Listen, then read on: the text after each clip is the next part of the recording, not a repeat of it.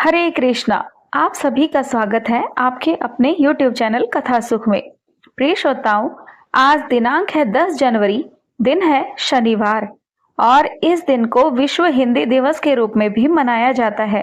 आज माघ मास के कृष्ण पक्ष की सप्तमी तिथि सुबह 8:24 तक है। उसके बाद अष्टमी तिथि प्रारंभ हो जाएगी। आज ब्रह्म मुहूर्त सुबह 5:27 से 6:21 तक है। सूर्योदय होगा सुबह 7:14 पर और सूर्यास्त होगा शाम 5:42 पर। राहुकाल का समय होगा 9:52 से 11:10 तक। राहुकाल के दौरान कोई भी शुभ कार्य करने से बचे। तो प्रिय श्रोताओं, आज शनिवार के दिन कालाष्टमी यानी कि मासिक जन्माष्टमी का विशेष संयोग बन रहा है। साथ ही साथ इस दिन गजकेसरी योग भी बन रहा है, जो धन, मान सम्मान अथवा करियर में तरक्की लाता है।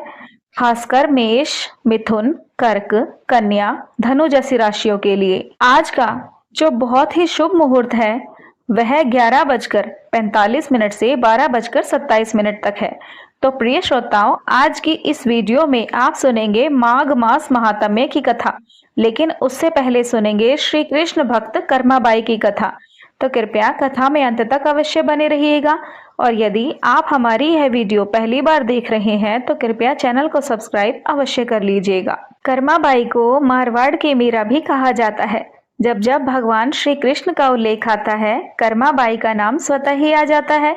वे भगवान श्री कृष्ण की महान भक्त थी और भगवान श्री कृष्ण उनके हाथ से प्रतिदिन भोग ग्रहण कर भोग की थाली रिक्त कर देते थे। राजस्थान के नागौर जिले की मकराना तहसील में एक गांव है कालवा। इस गांव में जीवन राम डूडी के घर 1615 ईस्वी में एक पुत्री का जन्म हुआ। भगवान की बहुत मन्नतें मांगने के बाद इनका जन्म हुआ। नाम रखा गया कर्मा। कर्माबाई के चेहरे पर एक अनोखी आभा रहती थी। श्री कृष्ण भक्त जीवन राम स्वयं धार्मिक पुरुष थे एवं श्री कृष्ण के अनन्य भक्त थे। उन्होंने भगवान के नाम मदन मोहन से अपने घर में श्री कृष्ण जी का भव्य मंदिर बनवा रखा था। वे प्रतिदिन भगवान श्री कृष्ण की पूजा करते और भोग लगाते तथा भगवान को भोग लगाने के बाद ही भोजन ग्रहण करते। यह उनके घर का नित्य नियम था। इसी प्रकार समय बीतता गया। कर्माबाई प्रतिदिन अपने पिता को श्री कृष्ण भगवान की पूजा करते देखती, उनको भोग लगाते देखती। यही सब देखते सीखते कर्माबाई का बचपन बीत रहा था। अतः बचपन से ही उस नन्ही कर्मा में भक्ति भाव के संस्कार थे। इन्हीं संस्कारों के बीच पलते बढ़ते कर्मा 13 वर्ष की हो गई। एक बार जीवन राम को कार्तिक पूर्णिमा स्नान के लिए पुष्कर जाना था। उनकी पत्नी भी उनके साथ जा रही थी। वे कर्मा को भी साथ ले जाना चाहते थे, लेकिन समस्या थी कि उनकी अनुपस्थिति में भगवान को भोग कौन लगाता। इसलिए उन्होंने कर्मा को यह जिम्मेदारी सौंपी और बोले, बेटी, हम दोनों पुष्कर स्नान के लिए जा रहे हैं। तुम सुबह भगवान को भोग लगाना और उसके बाद ही भोजन करना। कर्मा ने यह जिम्मेदारी सहर्ष स्वीकार कर ली। माँ पिता के तीर्थ यात्रा पर जाने पर कर्मा ने सुबह स्नान आदि कर बाजरे का खिचड़ा बनाया और पूजा के लिए अपने घर में बने भगवान के मंदिर के समीप आ गई। भोग की थाल भगवान के सामने रखकर हाथ जोड़कर बोली, हे प्रभु, भूख लगे तो भोग लगा हुआ है, आप भोग ग्रहण कर लेना, तब तक मैं घर के अन्य काम कर लेती हूँ। इसके बाद वह अपने काम काज में जुट गई। बीच बीच में वह भोग की थाली देखने आती, लेकिन भगवान ने खिचड़ा नहीं खाया। बहुत देर होने के बाद भी जब भगवान जी ने भोग ग्रहण नहीं किया तो उसे बड़ी चिंता हुई कि क्या पता भगवान को खिचड़े में स्वाद ही ना आ रहा हो, इसलिए ग्रहण नहीं कर रहे हो। इसमें घी की या गुड़ की कमी रह गई होगी। फिर जाकर उसने गुड़ और घी मिलाया और वहीं बैठ गई, लेकिन भगवान ने फिर भी भोग ग्रहण नहीं किया। तब मायूस होकर उसने कहा, हे प्रभु, आप भोग ग्रहण कर लीजिए, माँ बाबू पुष्कर स्नान के लिए गए हैं, आपको भोग लगाने। अभी कुछ दिन बाद वे आएंगे। आपको भोग लगाने की जिम्मेदारी मुझे दी गई है, इसलिए आपके भोग लगाने के बाद ही मैं खाना खाऊंगी। परंतु फिर भी भगवान जी ने भोग ग्रहण करना आरंभ नहीं किया। फिर कर्मा उनसे शिकायत करते हुए बोली कि माँ पिताजी जब आपको भोग लगाते हैं तब तो आप बहुत जल्दी भोग ग्रहण कर लेते हैं, फिर आज क्यों भूखे बैठे हैं? इतनी देर हो गई, खुद भी भूखे बैठे हैं और मुझे भी भूखा रखा है। यह सब बोल बोल कर वह भगवान के भोग ग्रहण करने की प्रतीक्षा करने लगी। परंतु यह क्या, अब तो सुबह से दोपहर समाप्त हो शाम हो चली थी।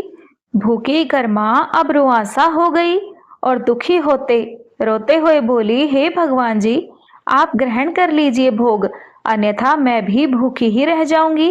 अंततः कान्हा के काठ की मूर्ति से आवाज आई। कान्हा बोले, कर्मा, तुमने पट बंद ही नहीं किया तो मैं भोग ग्रहण कैसे करूं? यह सुनकर कर्मा ने पट खींचकर ओट कर दी। भगवान श्री कृष्ण ने खिचड़े का भोग ग्रहण किया और पूरी थाली खाली हो गई। कर्मा ने पलट कर देखा तो भोग की थाली में भोग बचा ही नहीं था। तब कर्मा बोली, भगवान जी, इतनी सी बात थी तो पहले बता देते, खुद भी भूखे रहे और मुझे भी भूखा रखा। इसके बाद कर्मा ने खिचड़ा खाया। अब तो प्रतिदिन कर्मा खिचड़ा बनाती और भगवान जी भोग ग्रहण करने आते। इसी बीच उसे लगने लगा कि उसे सबसे पहले भगवान को भोग लगा देना चाहिए, क्या पता उन्हें भूख जल्दी लग जाती हो।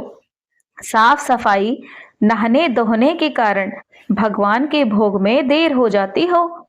फिर वह सबसे पहले उठकर भोग बनाती, प्रभु को भोग लगा लेती, फिर अपने दिन भर के काम करती। कुछ दिनों बाद उसके माता पिता तीर्थ से लौट आए। आते ही पिताजी ने अपनी लाडली पुत्री से पूछा कि पुत्री, तुमने किसी भी दिन भगवान को भूखा तो नहीं रखा? कर्मा बोली, नहीं पिताजी, मैंने भगवान जी को प्रतिदिन भोग लगाया। फिर जब माँ रसोई घर में गई तो देखा कि जाते समय तो गुड़ का मटका पूरा भरा था, अब वह खाली कैसे हो गया? उन्होंने कर्मा को बुलाया और पूछा कि पुत्री, गुड़ कहाँ है?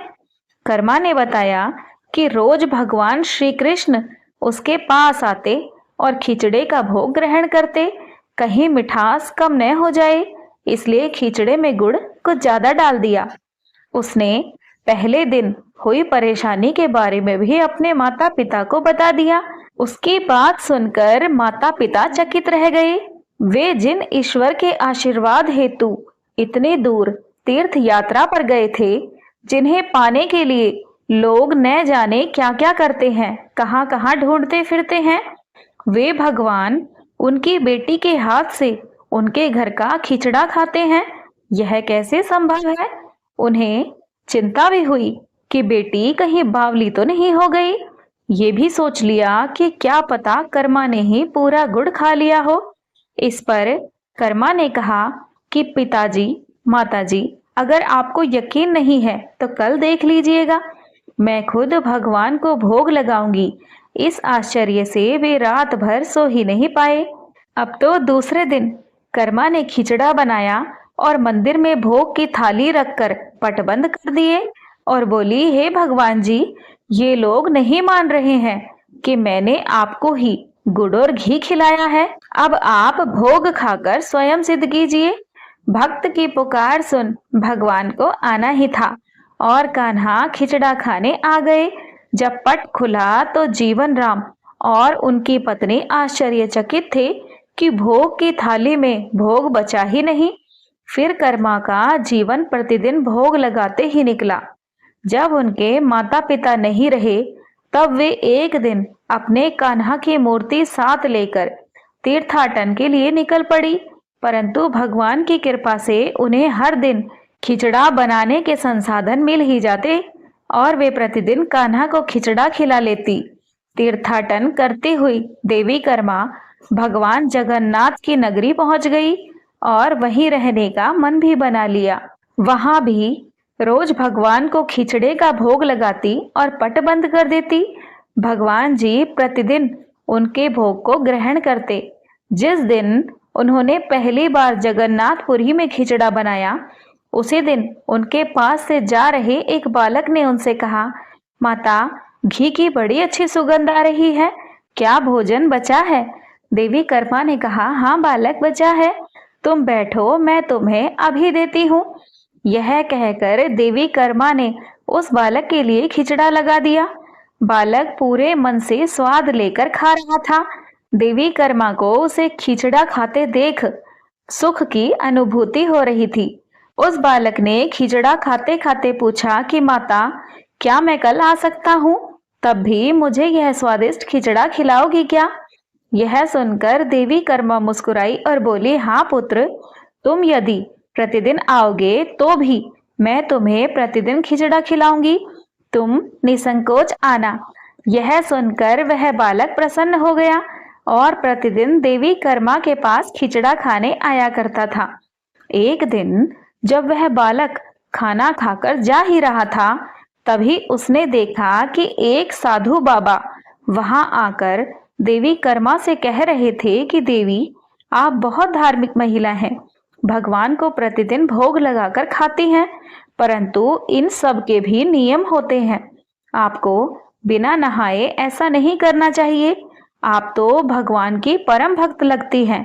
सो हे देवी, प्रतिदिन साफ सफाई करने के बाद नहा धोकर ही भगवान का भोग बनाया करो और उन्हें लगाया करो। यह सुनकर देवी कर्मा ने उनको हाथ जोड़कर प्रणाम किया और कहा, जी साधु बाबा, आप जैसा कह रहे हैं मैं वैसा ही करूंगी। मैं इस बात से अनभिज्ञ थी। फिर साधु बाबा वहां से चले गए। अगले दिन देवी कर्मा साफ सफाई कर नहा धोकर भोग बनाने लगी, परंतु अब भोग लगाने में देरी हो जाती और जब तक भोग नहीं लगता उस बालक को भी भोजन नहीं मिलता। बालक आकर माता से कहता, माता, देर हो रही है, भूख लगी है, भोजन दो। माता कहती, थोड़ी देर रुक जा लल्ले, मैं दे रही हूँ। बालक जल्दी जल्दी खाकर भाग जाता। कुछ दिन ऐसे बीते, परंतु यह कौन जानता था कि वह बालक साक्षात भगवान जगन्नाथ है, जो प्रतिदिन बालक का रूप धर कर्माबाई के हाथ से बना खिचड़ा खाने आते थे। इतने दिनों में जब भगवान जगन्नाथ के मंदिर के पट भोग के लिए खुलते, तो भगवान के मुख पर खिचड़े का झूठन लगा होता। एक दिन पुजारी ने मुस्कुराते हुए मन ही मन कहा, हे प्रभु, आपकी लीला भी अपरंपार है। जाने किस भाग्यवान भक्त के यहाँ आप जाकर प्रतिदिन खिचड़ा खा कर आते हैं।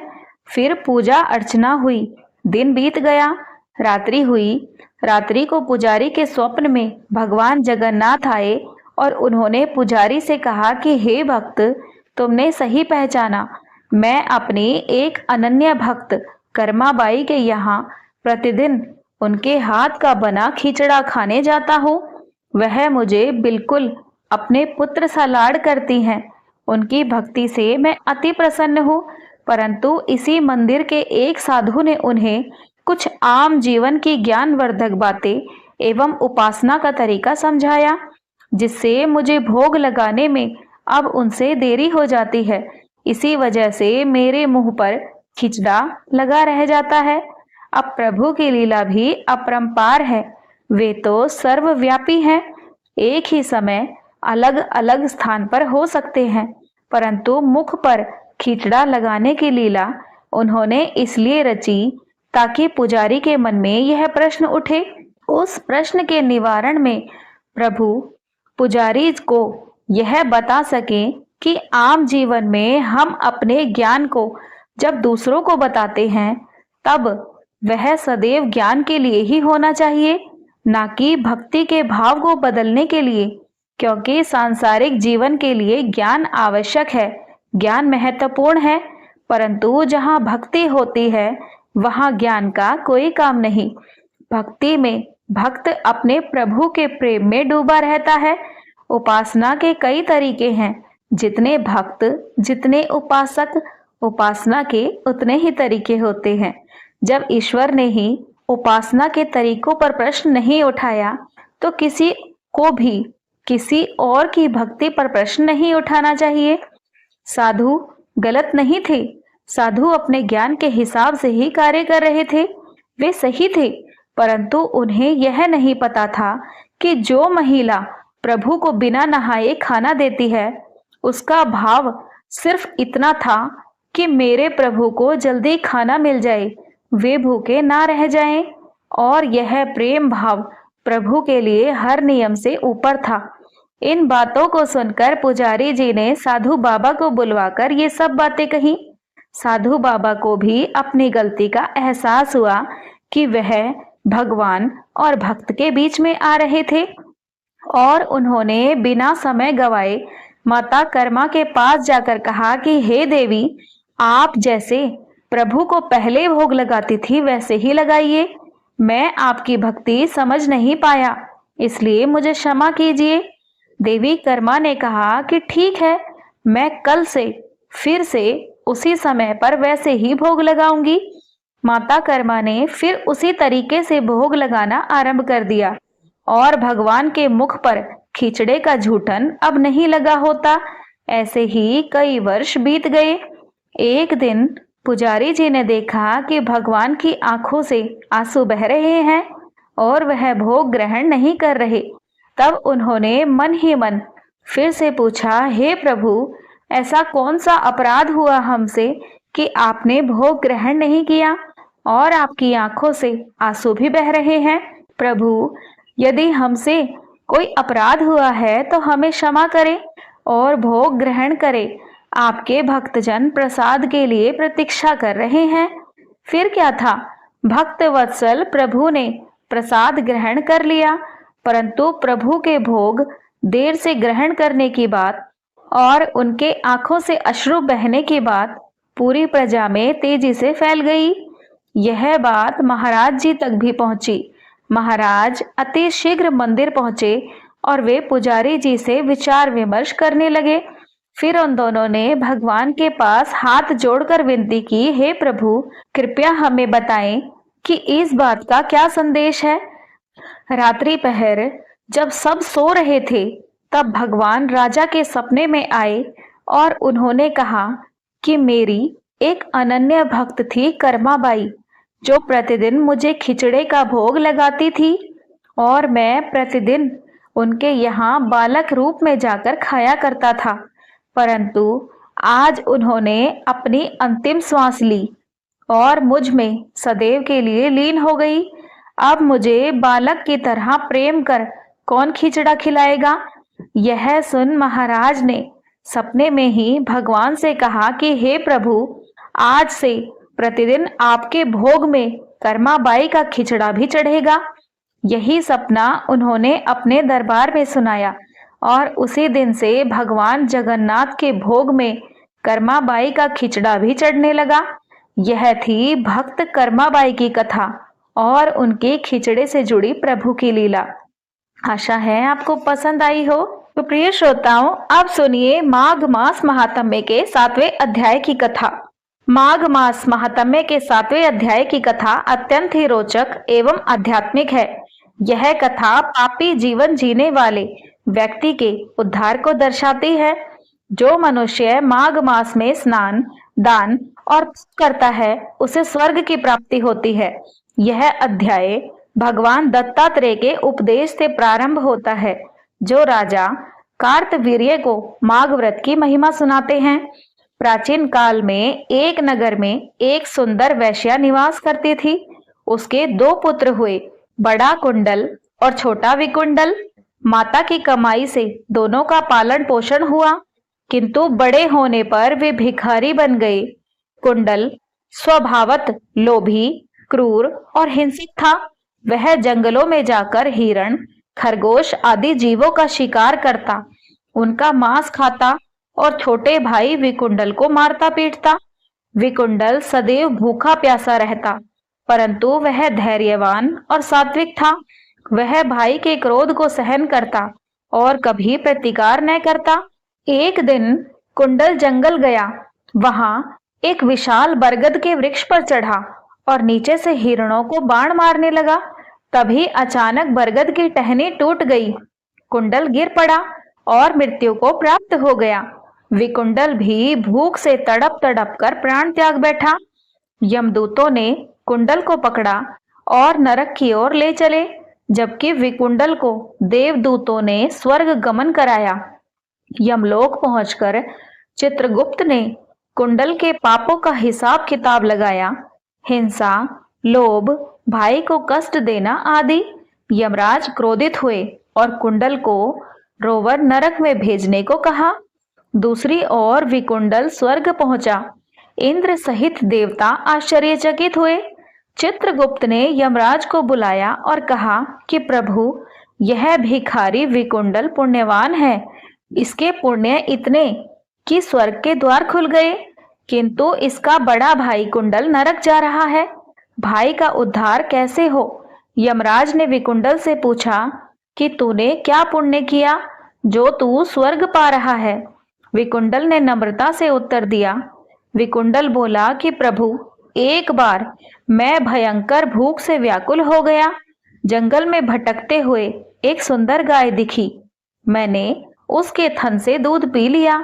उसी क्षण गाय के रूप में भगवान दत्तात्रेय जी प्रकट हुए। उन्होंने कहा, हे विकुंडल, तूने मेरा दर्शन किया। अब माघ मास में यमुना स्नान कर, इससे तेरे सारे पाप नष्ट हो जाएंगे। मैंने वैसा ही किया। माघ शुक्ल पक्ष में सूर्योदय से पूर्व यमुना के पवित्र जल में स्नान किया, तिल धान्य दान किया, तप किया। यही मेरा पुण्य है। यमराज ने कुंडल को बुलाया। विकुंडल ने भाई को गले लगाया और कहा, भैया, तुम्हारे प्रति मेरी कभी द्वेष की भावना न रही। भगवान दत्तात्रेय की कृपा से मैं मुक्त हूँ। चित्रगुप्त ने कहा कि माघ स्नान एक बार करने से 2 मास के पाप धुल जाते हैं। 10 बार स्नान से महापाप नष्ट हो जाते हैं। अधिसूचित तीर्थों में स्नान से कोटि जन्म के पाप मिटते हैं। एक बार राजा कार्तिक वीर्य ने दत्तात्रेय से पूछा कि प्रभु, माघ व्रत की विधि क्या है? भगवान बोले कि राजन, माघ शुक्ल प्रतिपदा से पूर्णिमा तक व्रत रखो। सूर्योदय पूर्व तीर्थ स्नान करो। तिल, उड़द, चना, गुड़, फल, वस्त्र ब्राह्मणों को दान दो। गायत्री मंत्र का जाप करो। रात्रि जागरण करो। इससे आयु, आरोग्य, धन और मोक्ष मिलता है। ब्राह्मण, क्षत्रिय, वैश्य, शूद्र यह सभी कर सकते हैं। वैश्या पुत्र विकुंडल इसका उदाहरण है। भगवान दत्तात्रेय ने कहा कि माघ स्नान से तीर्थ यात्रा का फल मिलता है। एक स्नान से चंद्र ग्रहण का फल, दान से कन्या दान समान पुण्य, तप से राजसूय यज्ञ का फल मिलता है। नरकवासी भी स्वर्ग जाते हैं। गंगा, यमुना, नर्मदा आदि नदियों में स्नान करना श्रेष्ठ माना गया है। गोवर्धन, प्रयाग आदि तीर्थों में तो कोटि गुना फल की प्राप्ति होती है। कुंडल भी पश्चाताप कर माघ व्रत करने को तैयार हुआ। यमराज ने उसे समा कर स्वर्ग भेज दिया। इस प्रकार 7वां अध्याय माघ मास की महिमा की अपार महिमा का गुणगान करता है। तो प्रिय श्रोताओं, इस प्रकार 7वां अध्याय माघ मास की अपार महिमा का गुणगान करता है। यह कथा बताती है कि भले ही व्यक्ति पापी हो, माघ स्नान से उसका उद्धार संभव है।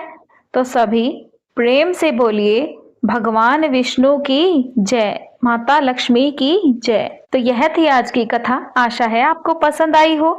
पसंद आई हो तो वीडियो को लाइक और चैनल को सब्सक्राइब अवश्य कर लीजिएगा। बेल आइकन दबाना न भूलिएगा ताकि हमारी आने वाली हर नई वीडियो की नोटिफिकेशन तुरंत आप तक पहुंच सके।